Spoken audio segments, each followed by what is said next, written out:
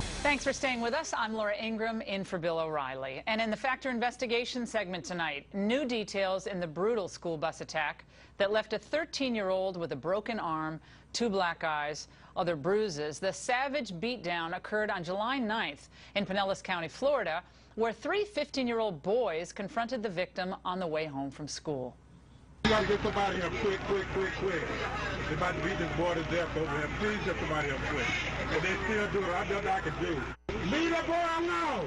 Leave him alone. Leave him alone. You know y'all going to jail.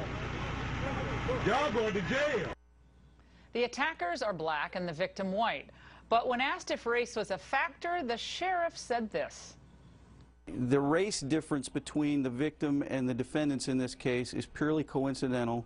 There is absolutely no indication that race was a motivator in the attack. The motive was retaliation. Police say the attackers were angry at the boy for ratting them out after they tried to sell him pot in the school bathroom. The 3 boys are charged with aggravated battery, could face 15 years in prison if tried as adults. Meantime, the bus driver, John Moody, is now under fire for not physically intervening after yelling at the boys to stop and calling dispatch for help. Joining us now for commentary on this, of course, is Geraldo Rivera, our friend from New York. And Geraldo, I hate even looking at this video. I hate kind of even showing it because it's so disturbing on so many levels. But it is curious, I think, that when we have this conversation about race in America today, ongoing after the Trayvon Martin case, we have this beating as we had it. And then we're just taking the attacker's word that it wasn't racially motivated, and does there need to be more investigation on this, or are you satisfied? I think that you have to back up, Laura, and just examine our own profession. That's where I start. You know, being in the radio, I didn't see the video for a long time. I had no idea that the 3 attackers were black and the victim, the 13-year-old, was white until I finally did see the video. I read some excerpts, some news, you know, from CNN.com and other news agencies. They never mentioned the race of either the assailants or the victim either.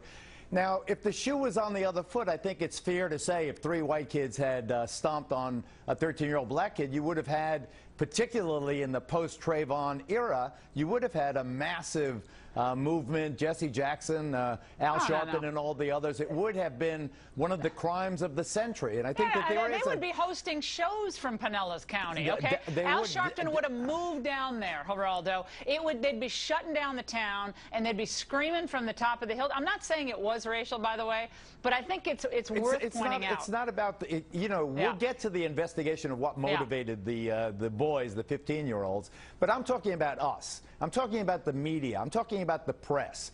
We have a wretched double standard here, and I think that we really have to be honest with ourselves. If this had fit the victim stereotype of past civil rights violations, we would have been all over it, but because it did not, and it was kind of, you know, the 3 thugs and the victim, so we could let it be race neutral. I don't agree with that. I think, as Cornel West, the famed professor, said, race matters, and we have to talk about it, particularly in the post-Trayvon era. Now we get to the sheriff and others who say that it wasn't because the victim was white and that the perpetrators were black. It was not racially motivated. It was that the kid ratted out one of the 15-year-olds, the Julian, for selling him attempting to sell him the $10 bag of pot. Be that as it may, it still is relevant that we have to talk about who these young kids are, who these young men are, and what they did. Well, it goes back to O'Reilly's talking points memo of last week, the week before, when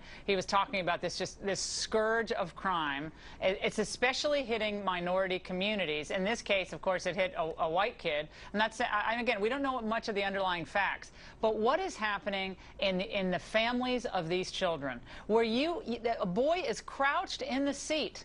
He's one boy, and there are 3 boys, and they're screaming epithets at him. I guess they're throwing $5 bills, and they're screaming at him and just pounding on him. I mean, it's not one-on-one. This is 3-on-1. You know, and it would be nice if more people like Sharpton and all these others, but you're getting into the sociology of it and the background of the kids, and I think that is fruitful for down the road. But right now, did the bus driver do enough? Did the bus driver intervene in an appropriate way? I think that you don't, heroes come along and you can't make a person a hero. I think that John Moody did what he thought he could do. He retired after 18 years on the job a week or two after the incident. He was so traumatized and in his own mind assessing whether or not he did enough. Yeah, he was an older guy, and I think he felt like he didn't have the strength to do it, and he probably was afraid. And these kids are big. They're not the 15-year-olds of 20 years ago. They all look like pretty big kids, and he was afraid. We should have reported who they were, and we did not. I think we failed. Thank you, Geraldo. And next.